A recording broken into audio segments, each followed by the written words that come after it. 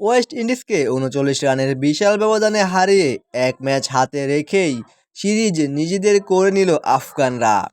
West ইন্ডিজের বিপক্ষে ৩ match টি-২০ সিরিজের প্রথম ২ ম্যাচে জয়ের দেখা পেয়ে গেল আফগানিস্তান।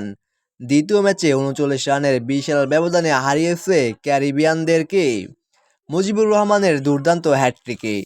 ৩ ম্যাচ সিরিজের দ্বিতীয় ম্যাচে ক্যারিবিয়ানদের বিপক্ষে আগে ব্যাটিং করতে নেমে দুর্দান্ত ব্যাটিং করে নির্ধারিত ২০ ওভারে মাত্র ৪ উইকেট হারিয়ে ১৮৯ রানের বিশাল সংগ্রহ তৈরি করে আফগানরা, যেখানে আফগানদের হয়ে সর্বোচ্চ ৩৯ বলে ৬৮ রান করেন দারুশ রাসুলি, ৪২ বলে ৫৩ রান করেন সাদিকুল্লাহ আতাল এবং মাত্র ১৩ বলে ২৬ রান করেন আজামাতুল্লাহ ওমরজাই।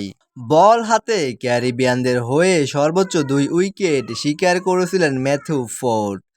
১৯০ রানের বিশাল লক্ষ্য তাড়া করতে নেমে মাত্র ১৫০ রানেই অল আউট হয়ে যায় ক্যারিবিয়ানরা, যেখানে ক্যারিবিয়ানদের হয়ে সর্বোচ্চ ৪১ বলে ৫০ রান করেন ব্রান্ডন কিং দলীয় অধিনায়ক এবং মাত্র ১৭ বলে ৪৬ রান করেছিলেন হেটমায়ার, তবুও দলকে জেতাতে পারেননি। বল হাতে আফগানদের হয়ে দুর্দান্ত বোলিং করে একাই ৪ উইকেট তুলে নেন মুজিবুর রহমান, সাথে ছিল হ্যাট্রিক এবং ২ উইকেট করে শিকার করেন ফারুকী এবং ওমরজাই।